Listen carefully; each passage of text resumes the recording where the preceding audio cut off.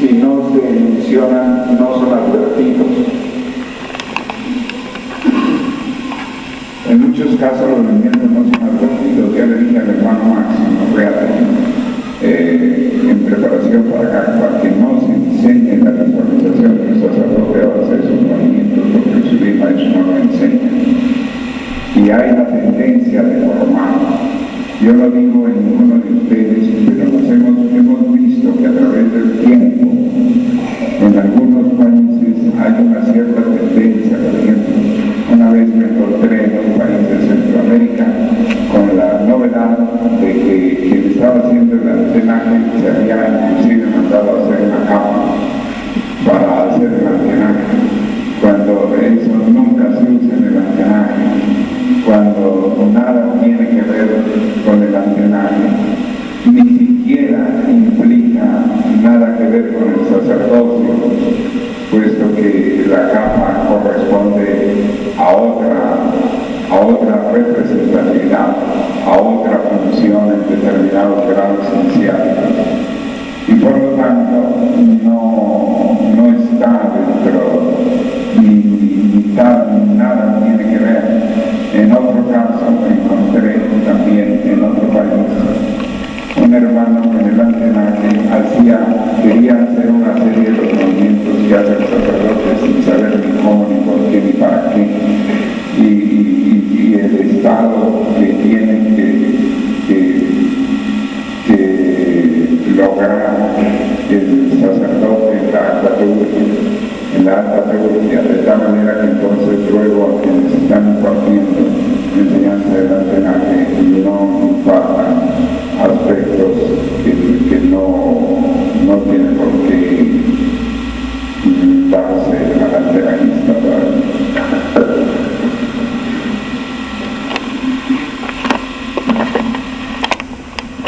pero que están grabando y deben repetir. Recomienda a los reverendos GACPAS en preparación, sobre todo, por supuesto que nos referimos a los del 18 de enero, que asistan a la preparación del antenaje que se inicia a las 5 de la mañana, con el objeto de que conozcan varios aspectos. Los Rodríguez están.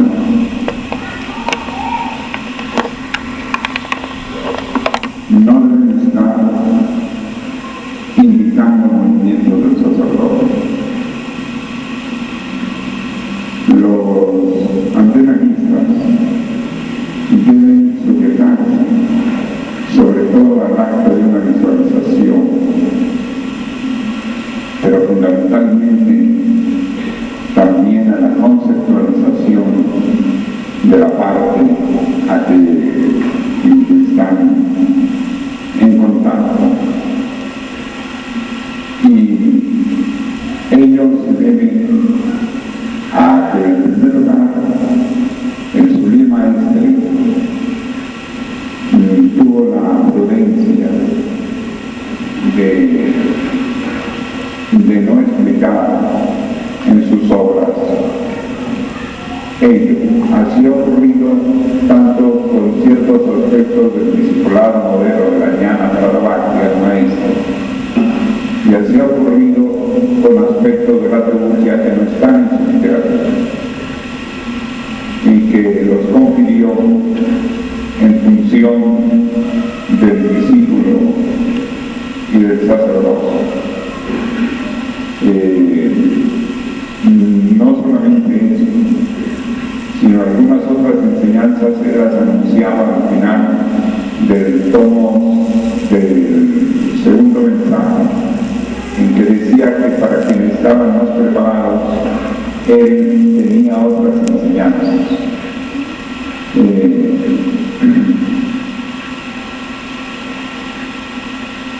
Entonces, hemos encontrado en nuestra visita en algunos países que ha habido algunos casos de hermanos que hacen el antenaje y que ha pasado bastante tiempo de que lo aprendieron, y en vista de la sintonía que ellos tenían, comenzaron a adoptar cosas que nada tenían que ver con el antenaje, ciertas posturas, ciertas posiciones, que por cierto tampoco las hacían bien, porque no conocían ni el origen ni la explicación. Y luego hubo un caso en que en una ciudad de Centroamérica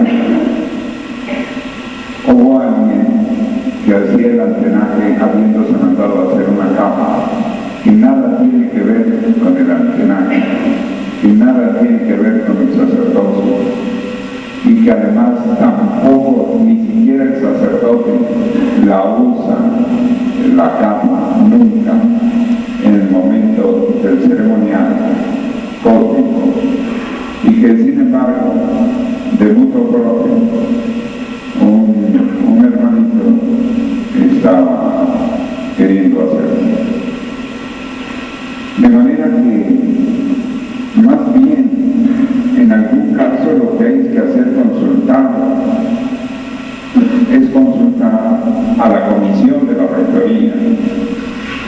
Para eso hay esa entidad inmediata al rector, inclusive con potestad para tener sus representaciones en los comités representativos.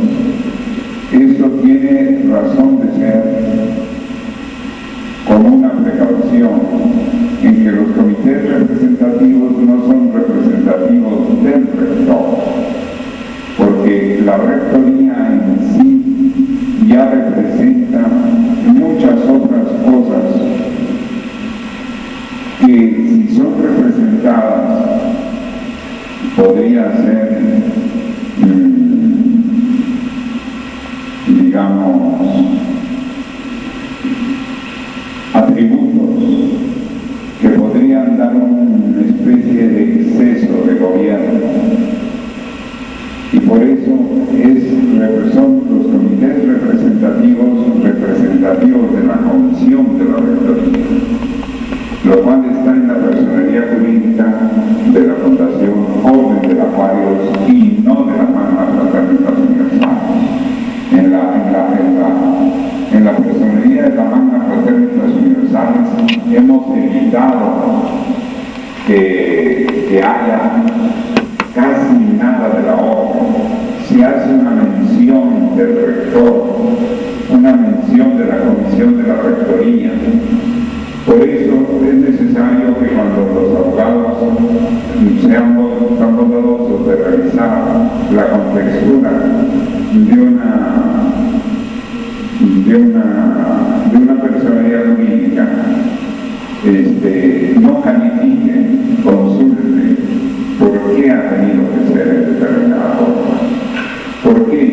Porque nada más se menciona en la personalidad jurídica de la Magna Fraternidad Universal y no se explica ni cómo ni nada de ello, sino nada más para que se tome en cuenta que organismos de la orden están también mencionados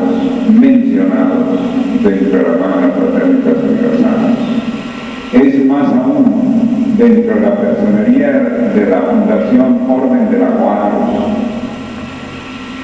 fue reducido a unas cuantas páginas, más de 80 páginas que tenía originalmente, porque para que dentro de la personería no estuvieran contempladas, por ejemplo, las 40 funciones del rector,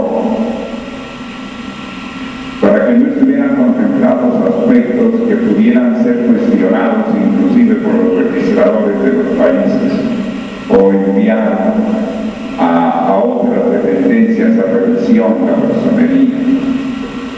De tal manera que el criterio legalístico, ahora, bondadosamente el hermano Moisés Forero me avisó que había una mejor dicho, había un error en la personería de la Magna Fraternidad Universal, porque creían los abogados que al decir artículo 17 nos habíamos equivocado de número y era 16, y no es así, es 17, y donde hubo el error de quien copió fue que no debía ser de los presentes estatutos, sino de los estatutos de la Fundación Orden de la Cuadra. De tal manera que vamos a rogar y vamos a procurar avanzar esa falla que mucho agradecemos, pero no interpretar todavía. Esas personerías jurídicas están muy revisadas, fue un error dactilográfico y que se le pasó también al registrador.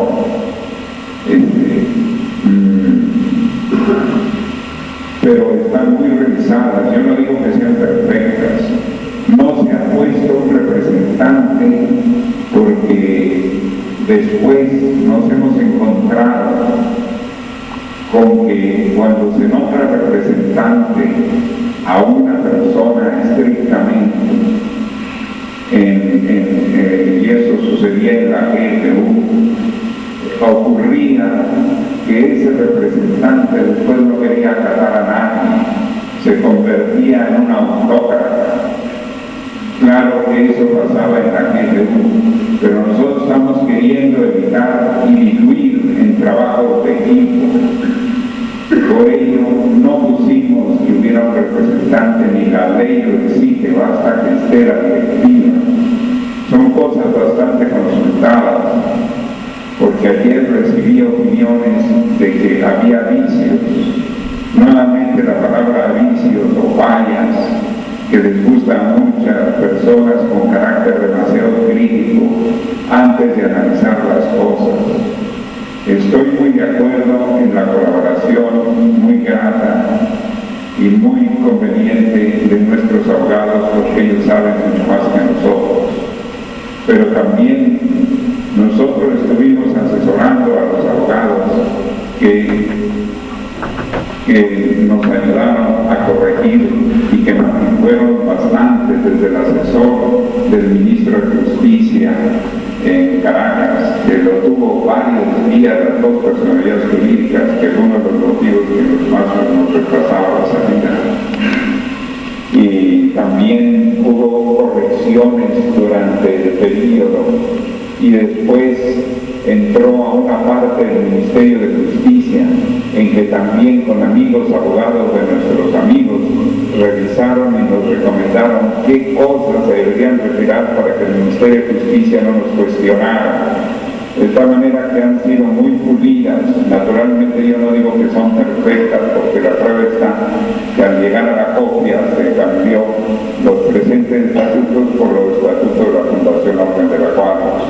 De tal manera que en la propia personalidad de la Fundación Orden del Acuarios hay muchas omisiones, unas intencionales y otras por necesidad, con el objeto, por una parte, de la experiencia que tenemos en 40 años de todas las fallas que ha habido, precisamente por el hecho de poner un representante. Después ahí tenemos aquí actuando en Lima al representante de Gurú Gil con un martillo sobre la cabeza de uno de nuestros hermanos y queriendo asolar la ciudad de Huancayo. Se le ha tenido hasta que enjuiciar penalmente. Entonces, naturalmente, al recibir la representación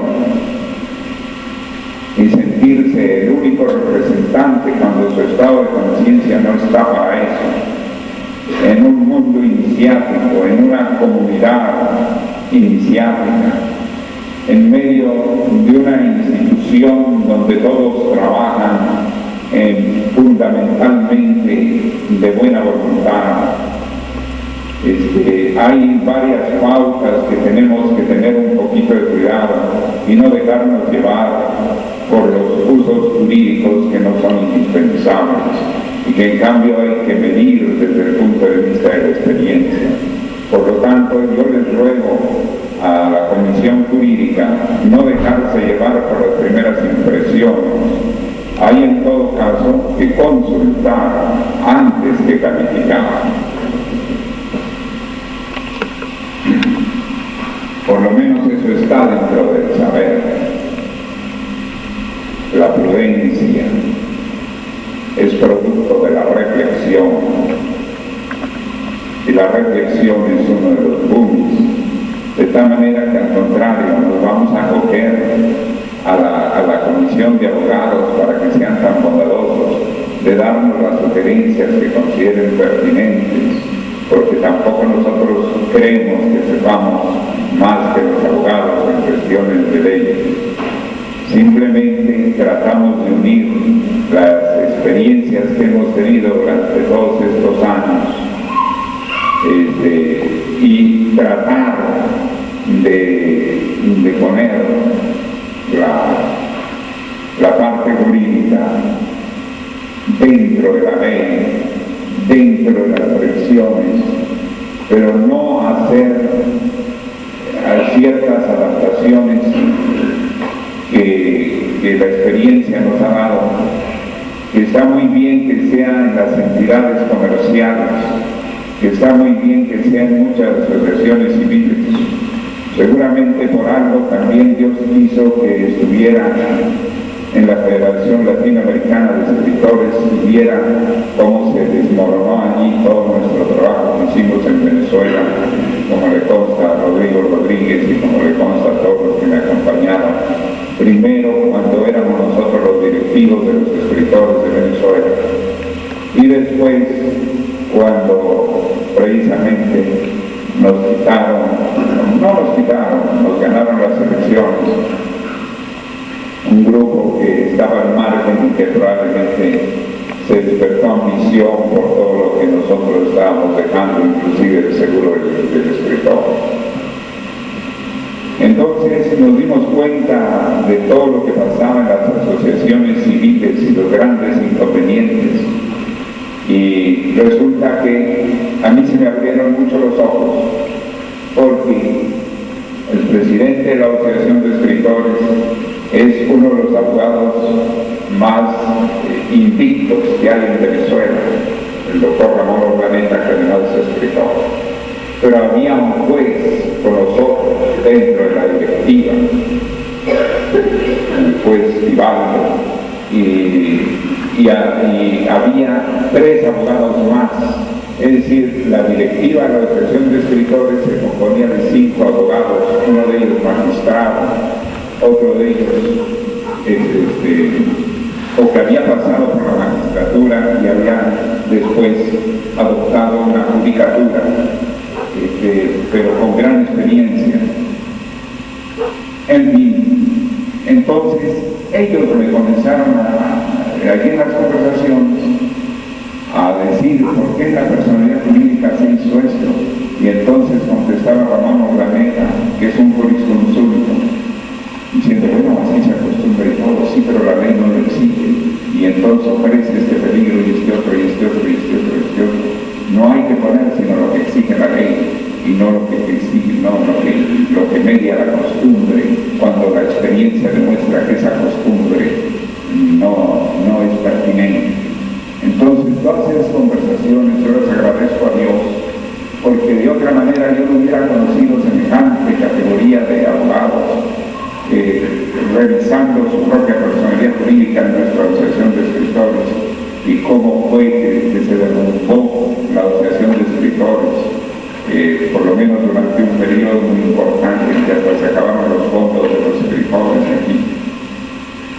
Yo me permito dar estas acotaciones porque entonces, cuando ya yo estuve redactando en principio el primer borrador, el primer diseño de la personalidad jurídica de la Magna Fraternidad Universales y de la Fundación Orden de la Cuadros, y ahí iba yo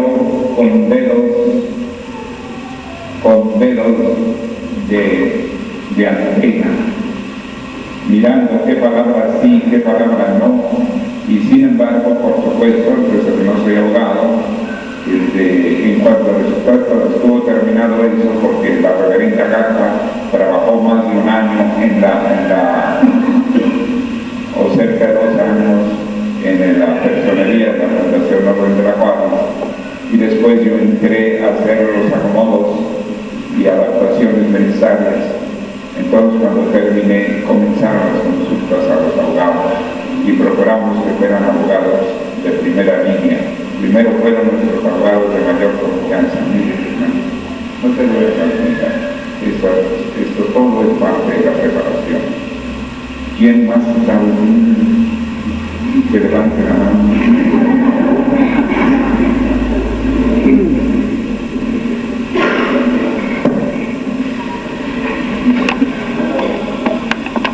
Cosas también que tenemos que examinar bastante, puesto que cuando hicimos la primera personalidad jurídica de Ciencias, ya teníamos bastantes, más que experiencias en la GRU, pero yo todavía no entraba al medio directivo de los escritores en Venezuela, puesto que apenas me nacioné en el ICE en 1972-73, y ya después fue la acogida que me dieron los escritores que me hicieron favor de llevarme a ese campo de consejero.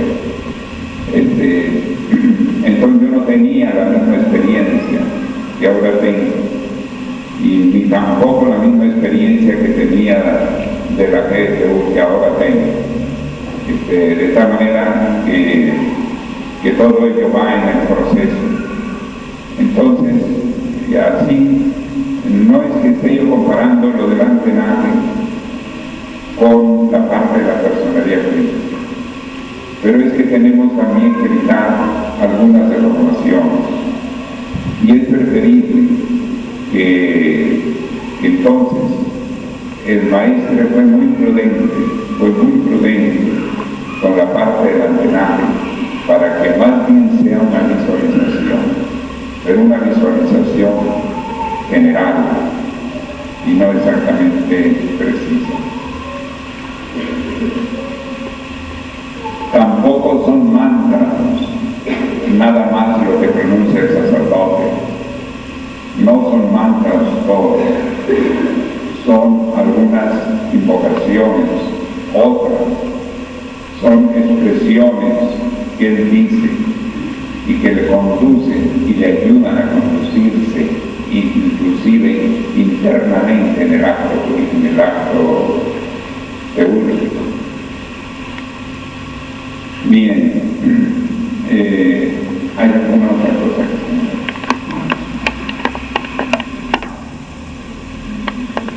que traducción del francés al castellano?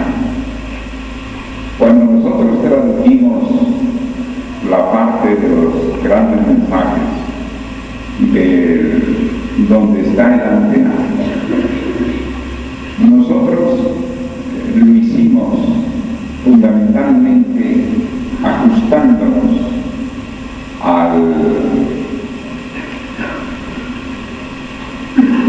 no solamente al original, sino a las consultas que hacíamos. Para todo consultábamos con nuestros bienes, para todo. Yo creo que parte del saber es consultar. Nosotros no pensamos que parte del saber es comenzar por juzgar, comenzar por criticar, comenzar por cuestionar, comenzar. A mí me parece que el saber se hace primero. El saber, el verdadero saber, implica primero consulta, implica información. En la metodología de la investigación es muy interesante y es una lección que tenemos hacia el saber, y que muchos lo ven nada más áridamente desde el punto de vista científico y no en cuanto a lo formativo. La contrastación, la verificación viene después de encontrar el tema, después de establecer la hipótesis, después del acopio de datos, después de la selección de temas, viene la contrastación, la verificación, la parte de crítica de la investigación, en su sentido Pero parece como que el ser humano tiene, como dicen los franceses, una prisa de pouvoir, una prisa de poder. Y entonces inmediatamente no entiende una cosa y la cuestiona. En lugar de cuestionarse a sí mismo por qué no lo entiende, es una actitud más bien poco madura, por lo menos en el saber.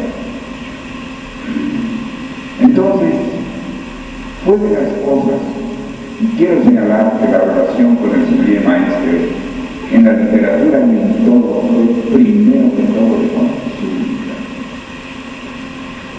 Recuerdo que le puse en una carta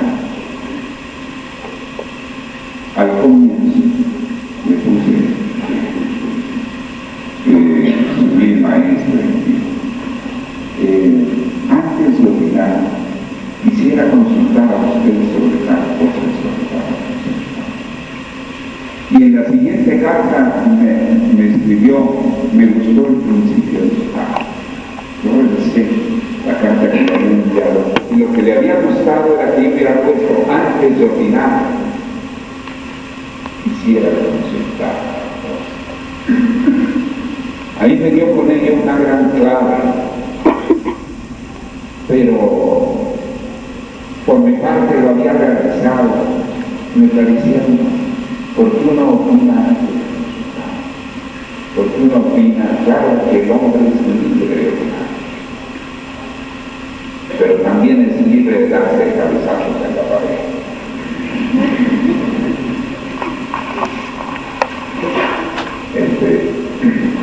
Así que a mí me parecía que era como pacto. Me parecía un poco pacto desde la universidad, cuando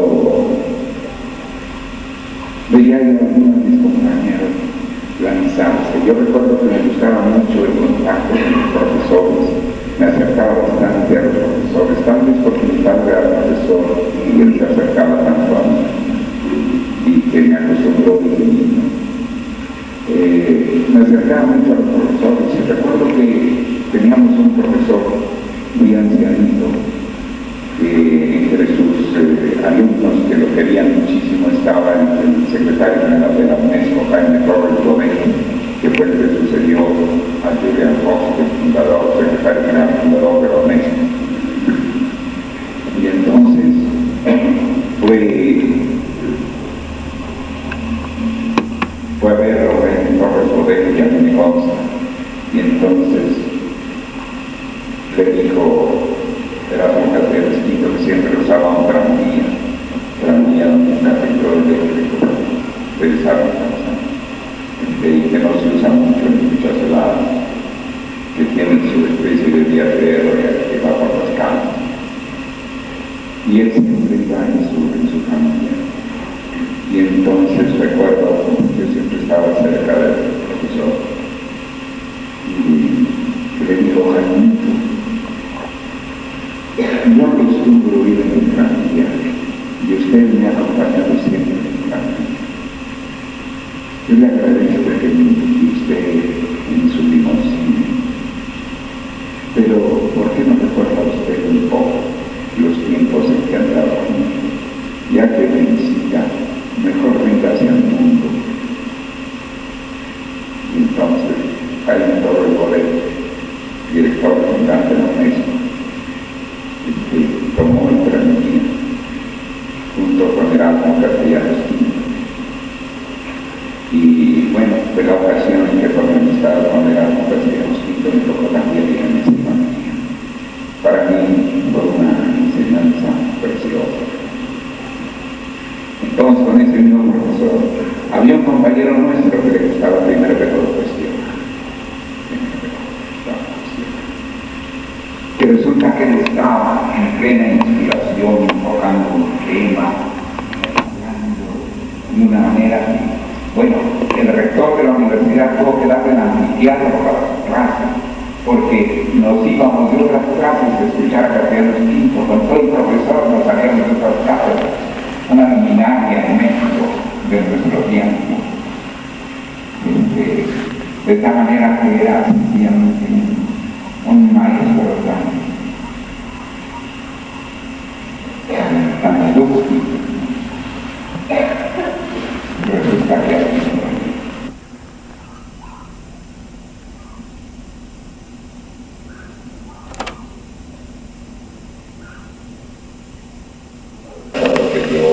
a la salida de clase, yo le dije a dos de mis compañeros, ¿por qué no vamos a dar una cuestionalidad y decirle que esa manera de preguntar es muy válida? Y nos vamos, entonces invitamos a una cafetería, y ahí en la cafetería que caímos los tres.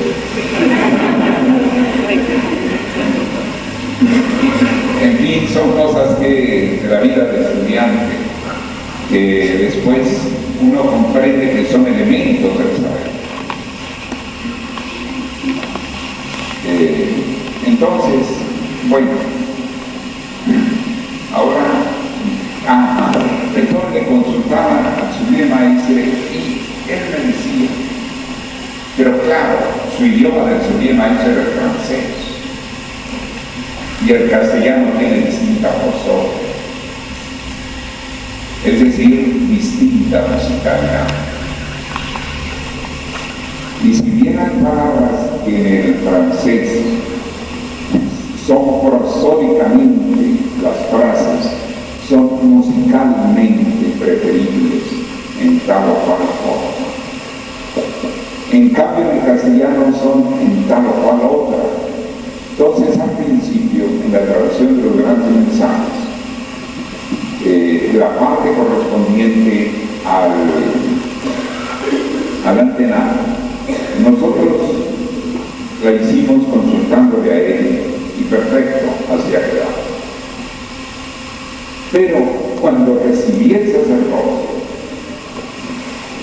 me encontré con que la musicalidad de la frase ayuda al sacerdote en su idioma, en la alta teología. Y consulté al sublime maestro y le pregunté, no exactamente sobre la frase que voy a decir, y le dije que yo recordaba que habíamos comenzado a tomar más en cuenta la prosodia castellana en la traducción del Yuyo Galeguismo que en los grandes mensajes, donde nos ajustamos más estrictamente a las correcciones de carácter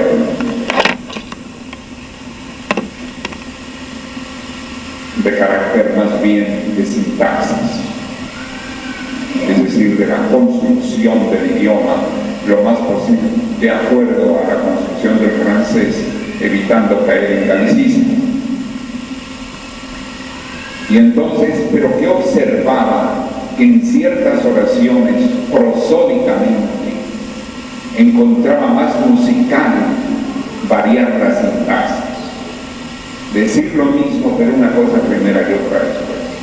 Una de las frases que después yo recordé que me había transmitido el hermano mayor es, y que lo observé, y después yo lo analicé, es que donde dice la sustancia de la tierra y de la vida, es porque en el francés pronunciar la tierra primero y la vida primero, enseguida, de acuerdo a la pronunciación francesa, parece más prosódica.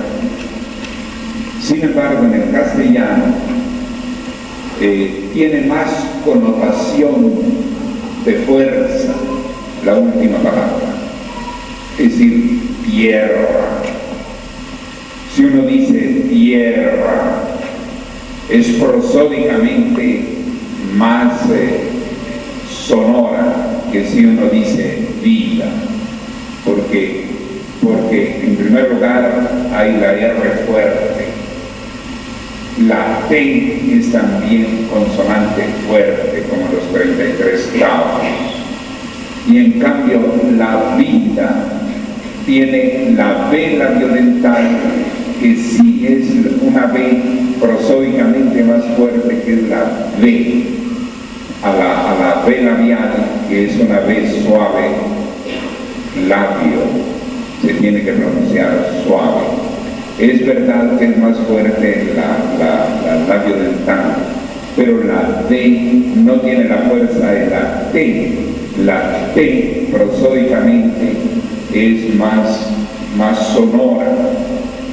De allí que entonces yo me sumé a decir primero de la vida y de la tierra, porque siempre la frase última es la que toma el énfasis del verbo. Por ejemplo, cuando dice Jesús, el cielo y la tierra pasarán, mas mis palabras no pasarán.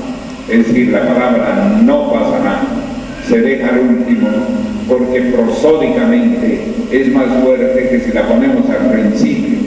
Al principio no es como un poco como también está en las reglas de la música, porque la prosodia tiene que ver con musicalidad del idioma, y en la música también es al final cuando viene el resultado helicoidal de aumentar el sonido.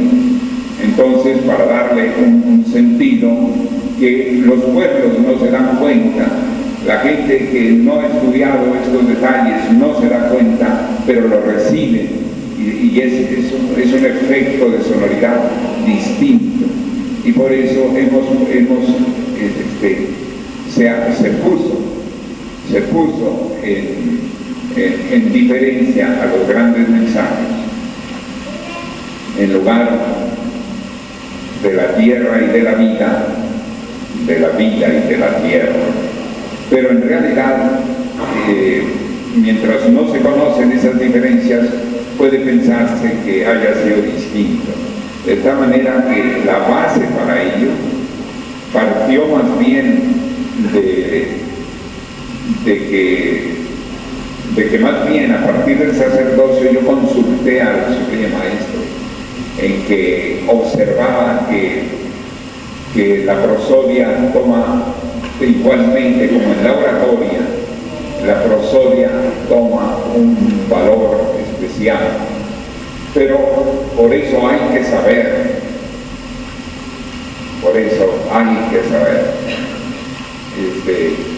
para que cada una de estos detalles puedan ser percibidos, ¿verdad?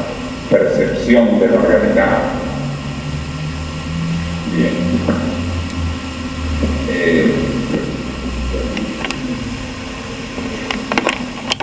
Como lo transmitimos, de acuerdo a los originales del Supremo Maestro consultado a él, y él usaba la prosodia, pero en el francés.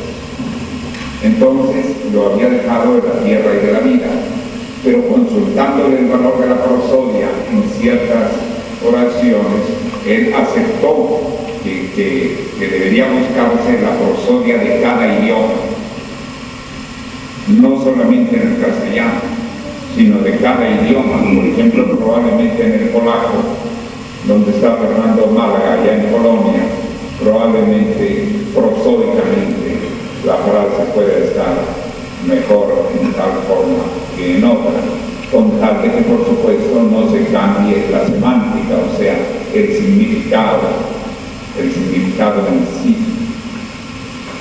Pero no se cambia el significado al decir de la sustancia abundante de la tierra y de la vida. Tal vez por lógica sea primero de la tierra y luego de la vida, o por otra lógica sea primero de la vida y luego de la tierra, según se quiera tener el concepto de que la tierra se genera la vida vegetal, etcétera, etcétera. Y en el otro caso, de que la vida misma da margen a la tierra y que fue primero si la tierra o la vida, de tal manera que la connotación lógica puede ser muy discutible, pero en este caso más bien es la prosodia, es decir, el sonido, la musicalidad, el énfasis, el resultado de la sonoridad. Bien, de la tierra, que es teofónicamente los fonemas Los fonemas de la T y de la R son más fuertes que el de la B y de la D, pero es cuestión de los fonemas. Sí, me parece. Yo quisiera aplazar la pregunta de nuestro hermano Iván, que le ofrecí que ahora pase para acá, hermano Iván, a hacer su pregunta. En la plenaria de ayer, cuando daban los testimonios, yo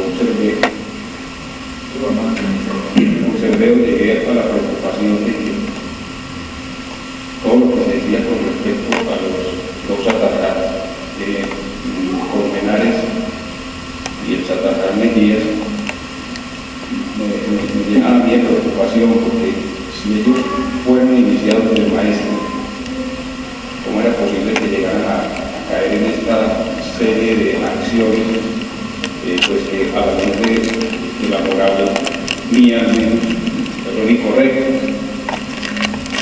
Entonces, para mí me causaba la preocupación de que realmente qué es lo que da la iniciación y qué es lo que no da, porque de acuerdo al entendimiento que yo tengo, la iniciación le da a uno más, no sabría decir más inteligencia o más conciencia, por lo menos para no caer en cierto tipo de acciones, llamémoslas erróneas. Pues, concretamente. Gracias. Tiene aquí por si desean realizar su pregunta. No quise lo perdió. Yo quisiera señalar que el proceso de iluminación como el de iniciación, como lo que se llama la omnisciencia crística, en primer lugar son un proceso, en segundo lugar tiene que ver con los factores individuales de cada quien, porque la iniciación tampoco es una fábrica de cerebros que forman un estándar. La iniciación no es estándar. Enseguida, hay que tomar en consideración inclusive el esquema natal. Y luego, que también es otro de los condicionantes, el medio ambiente en que se desarrollan determinados iniciados, su formación de la niñez, lo que queda en el inconsciente, todo ello va formando parte de lo que es el proceso inicial. Hay la tendencia en la era de Piscis de dar una especie como de don, cuando el sublime maestre indica que no hay don sino el producto de una conquista. Esta definición que da en los temas más iniciáticos del sublime maestre es muy importante. Realmente el crecimiento del ser dentro del sendero es algo que en primer lugar él tiene que proponerse y en segundo lugar es algo que va junto con las tendencias individuales. De manera de que ello ha hecho que a través de los tiempos exista la iniciación mayor y la iniciación menor. La iniciación mayor, hay la tendencia por parte de las personas a ir en busca más de la trascendentalidad que de su propia individualidad. En cambio, en la iniciación menor hay más la tendencia a comenzar con el individuo, y les cuesta pasar a la trascendentalidad. La iniciación o la parte, digamos, del horizontal es más humana y la parte de la iniciación mayor es más suprahumana. El maestre inclusive señala eso en la página 143 del libro negro La francmasonería y en la iniciación crística y en el propuesto psicológico de La Rosa y la Cruz, y en varias otras partes de su obra. Por ejemplo, en el propuesto psicológico 13, cuando hablar de la vía de la Ñana Kanda, decía que exige tantas obras grandiosas, tanto lo grandioso, que muchos no se inclinan a ello y se quedan refugiados en la fe. Bueno, ya por allí tendríamos una primera diferencia. En segundo lugar, también toma participación el maestro. Toma participación el propio maestro, porque probablemente el maestro, al ver que sus primeros discípulos de la línea horizontal y que les puso del querer y del callar, yo supe por ellos mismos, cuando veía que ciertos temas que dialogábamos el Zulí maestro y yo por carta, me quedaba algo que quería yo saber qué les había opinado a ellos.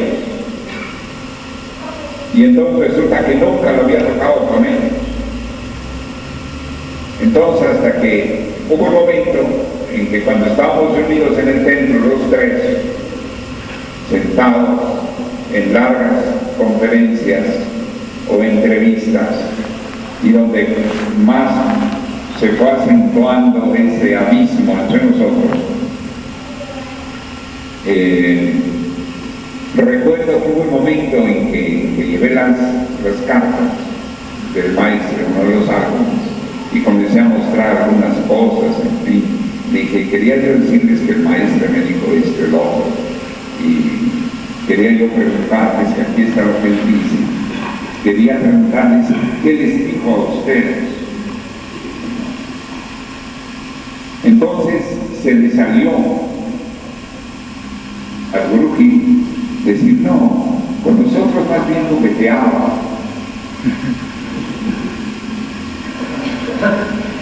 Interesante. Con nosotros más bien jugueteaba. Y hacía hacia el otro, que comenzó a contar unas anécdotas muy bonitas, muy simpáticas del Zulí maestre, que estaba buscando la bombita de insecticida y decía, ¿dónde está él? Por favor, no recordaba el nombre en castellano ni recordaba. Entonces, los hacía reír con esas preguntas, porque después ellos decían, bueno, es un gatito o qué tiene. En fin, o sea, más bien una vida grácil con él. Y posteriormente me di cuenta, cuando fui a Australia, me dijo John Clare que él no había estado sino 15 días, el Gurú Mejía no había estado sino 15 días en Australia, cuando el maestro entró en función del periodo de transición de su misión pública al retiro, que es precisamente sobre lo que estoy escribiendo conforme a todas las investigaciones. También hubo el detalle interesante de que el maestro me dio a entender que que él había tenido que comenzar su literatura, que la tuvo que arreglar también en su edad a Niza, porque él anotaba en el álbum de Maracay los temas que no le entendían sus discípulos para él desarrollarlos en la literatura. Después él pone que a la llegada del Mesías, sus discípulos no entienden su enseñanza sino un tiempo después.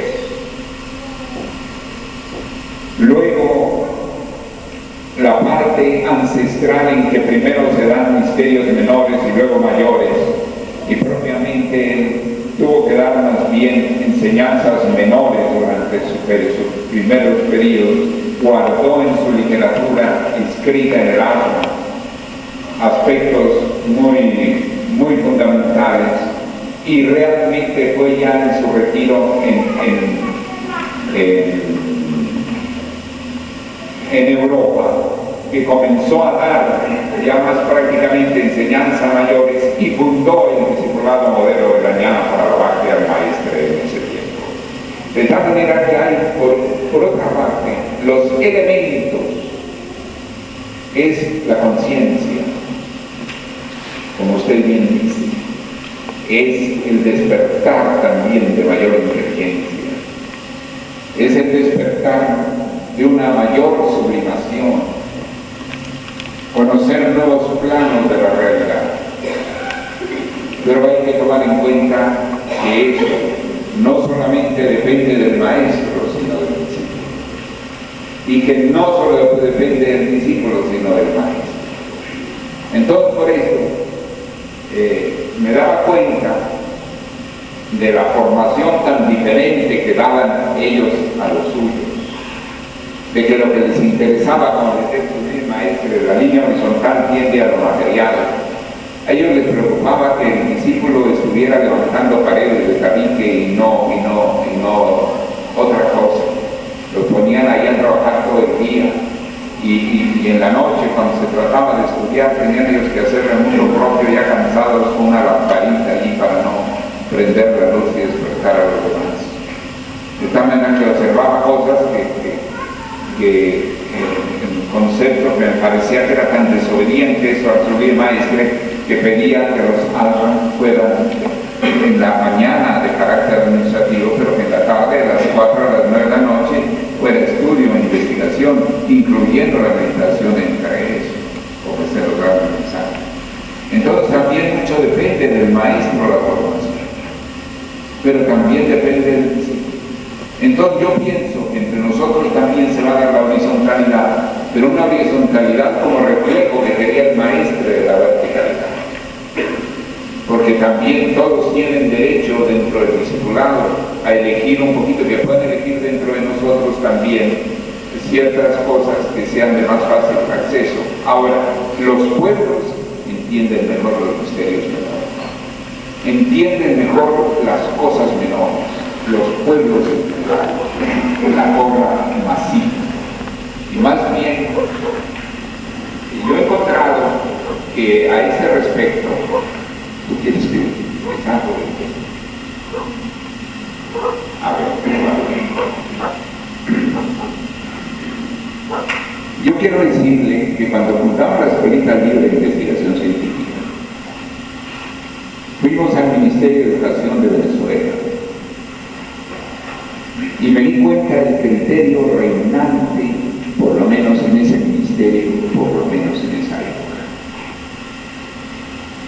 Y es que las escuelitas libres, claro, conducen en cierto modo a una acción en el niño más supraconsciente, más de niño talentoso.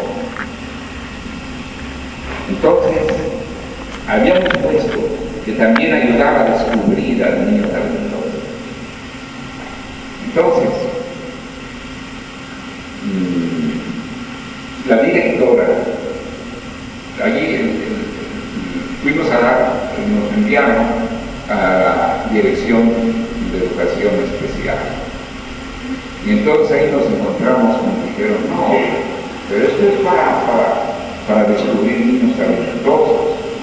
Eso no es ningún trabajo que se tenga especial. Los niños talentosos, ellos por sí mismos salen avante. Y vamos a ver los niños atrasados, los niños tal, es decir, los niños infra y no los niños supra. ¿Qué quiere decir? En primer lugar, yo no estaba de acuerdo con eso, porque precisamente los niños superdotados terminan sus tareas muy pronto, comienzan a travesear los repruebos y comienza su resistencia a la autoridad. Y ello hace que muchos superdotados como Al Capone, en la biografía de Al Capone y de John Dillinger, los grandes gángsters de los Estados Unidos que tenían todo un imperio organizado por su inteligencia dirigida hacia el delito, hacia la delincuencia organizada, precisamente en su niñez niñez, por su mucha inteligencia, no fueron atendidos, y entonces se inclinaron más a la resistencia a la autoridad. Luego también el niño talentoso tiene que ser atendido en su dimensión. Pero ello le da a usted a conocer. Pero ahora entramos a otro campo que espero que le ayude a explicarse todo esto. Al principio de la era, yo me hacía la pregunta, no solamente que se hacía usted, al ver todo lo que estaba pasando, y decía, ¿por qué su bien maestro les dejó también tanta autoridad a quienes más bien jugueteaban con él, a quienes más bien seguían elementos de disciplina secundaria? Y entonces yo recapacité un poco, sobre todo con base en la filosofía de la historia, observando cómo los primeros discípulos del Buda también tendieron no exactamente a seguir su enseñanza, sino a adherirse a lo que venía de antes. Y fue en lo que quedó el Hinayana en sus primeros 600 años. Y que no hubiera triunfado el Hinayana si no hubiera llegado después la era de Pisces, porque el Buda vivió 500 o 600 años antes. Pareciera como que en un comienzo la enseñanza de una batalla necesita un poco de los elementos de la era anterior, así como Jesús iba a las sinagogas. Y entonces pareciera como que entre los primeros discípulos el avatar dirige una cierta facilidad, ve los que tienen facilidad para comprender lo que viene de atrás, porque se solidarizan hacia lo de atrás, y tiene que crear también la avanzada, y entonces surge el horizontal de la pegada, sobre todo al principio, sabiendo que esa es la tradición inicial. Lo mismo pasó en el tiempo de Jesús, con Juan y Santiago, que querían tanto poder, y que les decían, no sabéis lo que pedís. Y que eran ellos los que querían seguir con la ley de Moisés y con todo lo que había antes de Jesús. Y en cambio Pablo y Lucas y Felipe y Bartolomé fueron en busca de la gente más avanzada de Grecia, y con ella allí crearon el cristianismo helénico, y con ello penetraron Roma. Cuando Roma dominó Grecia, Roma conquistó a Grecia con las armas, y Grecia conquistó a Roma con las ideas. Pero de otra manera, que históricamente se sabe que la línea horizontal en el cristianismo fue un movimiento fugaz. La comunidad juánica fue una comunidad fugaz.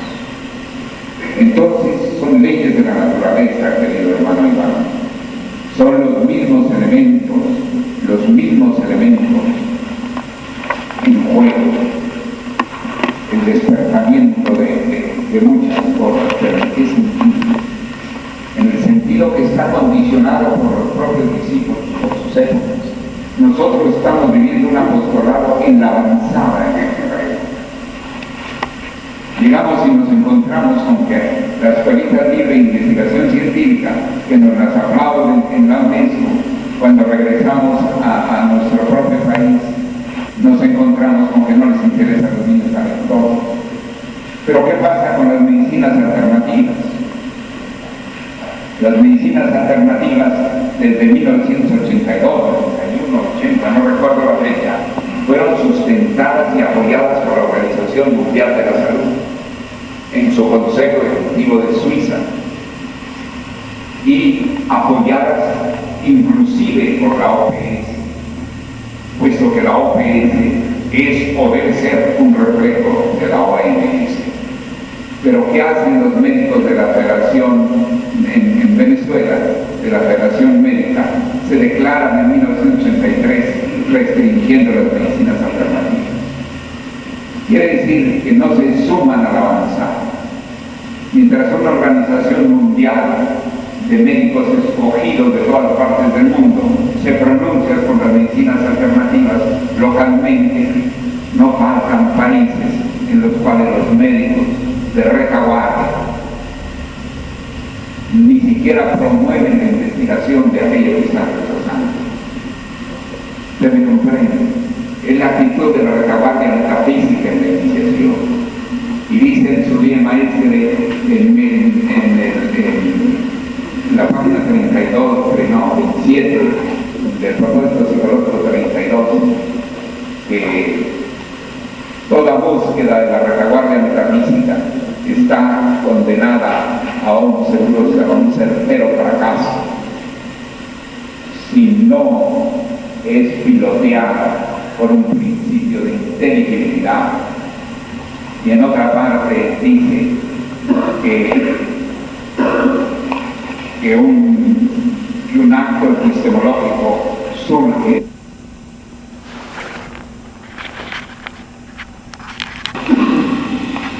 en muchos casos. Los movimientos no son advertidos. Ya le dije al hermano Max